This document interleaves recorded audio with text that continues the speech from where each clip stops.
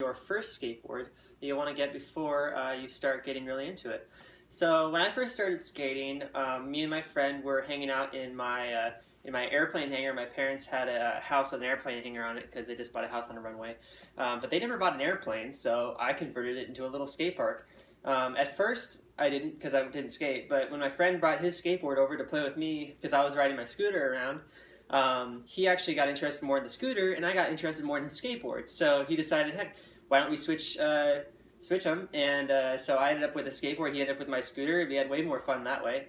I didn't really learn how to do anything on it for the first few weeks, and after a couple weeks, he said to me, "Hey man, if you don't learn how to ollie or make some progression with it, like I'm gonna take my skateboard back." And I said, "Fine, fine, fine, I'll learn it." So what I did at first is I laid out a carpet on the floor, and I sat the board on it and I ollied as many times as I can, or tried to ollie. I didn't really have any trick tip videos. The only thing I could find, I think, was like a old skate video.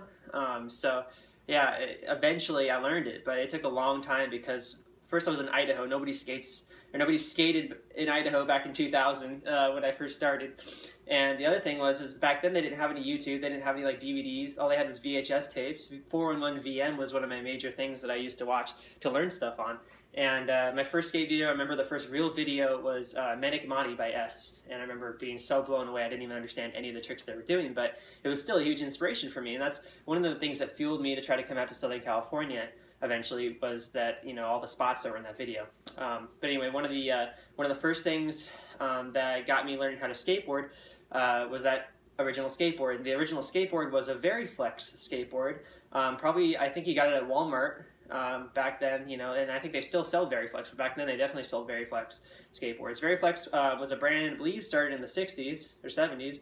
They've been around forever, but definitely a brand that's, you know, been selling skateboards for so long that eventually they realized, hey, if we just mass produce these cheap skateboards from China and sell them in Walmart, we can sell in bulk and make a bunch of money that way, because there's a huge market of kids that, you know, are first starting out and they want to buy a skateboard. That's why I think Veriflex skateboards or any other skateboard you buy at like Walmart or Target or Big Five are perfect for your first time skateboard, because your first skateboard, you want to be something that number one, isn't the highest quality, because you're probably going to beat it up like crazy. You're going to land it on the side, you're going to be throwing it around probably if you get like upset or something, I don't know.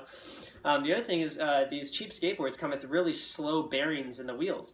And so when you push or when you go forward, it's not going to let you go super fast, which is great because if you go super fast, you're probably more likely to fall on your butt.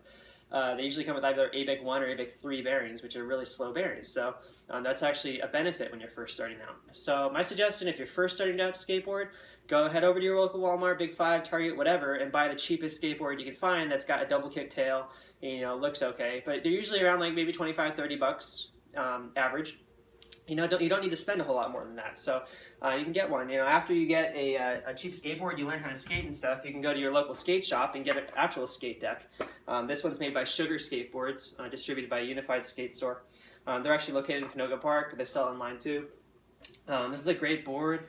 Basically, when you get into skateboard, eventually you'll have to buy everything separate because you'll like different decks, different trucks, different wheels. They're not sold as completes that often, all the pro parts. Like this one has a Sugar deck, Venture trucks, which are like for street skating a lot.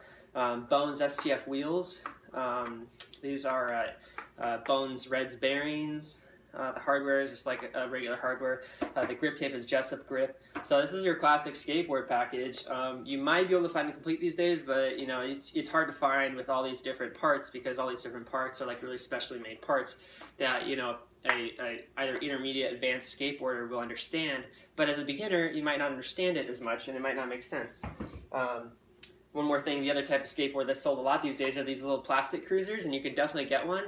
I find the main benefit with these is just cruising around. You can do tricks on them, but it's really hard. These are perfect for taking to school if you're, you know, a teenager or in college, because they fit. They'll fit in your backpack even, but they're easy to carry around. They're lightweight. They'll fit in your locker. So these are great. They're like, you know, between 25, 50 bucks. Or so, or more if you like a nicer one, but this is just a cheap one. This particular model has a glow-in-the-dark board, so if you're riding in the sunlight and you go in a dark room, it looks kind of cool. So yeah, those are just some tips for first-time skateboarders. I mean, I've been skating for like 15 years, so I remember what it was like when I first started, and I wasn't that good. You know, I sucked, so having a cheap skateboard wasn't a big deal for me.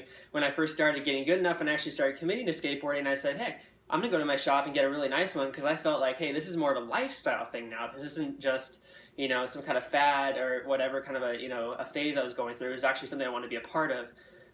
What drew me to skateboarding was the fact that I could do my own thing on my own time without having to have a coach, or without having to listen to anybody tell me what to do, without having to rely on other people to do that. It was kind of a cool thing. I could skate whenever I wanted, just need to go to the park, or I could even just go down my street, skate on the sidewalk or something like that. Skating and progressing was on your own time, and so you could always just learn it whenever you want to. You meet up with your friends, you have a camera and you go film them. You can make videos just like the pros do.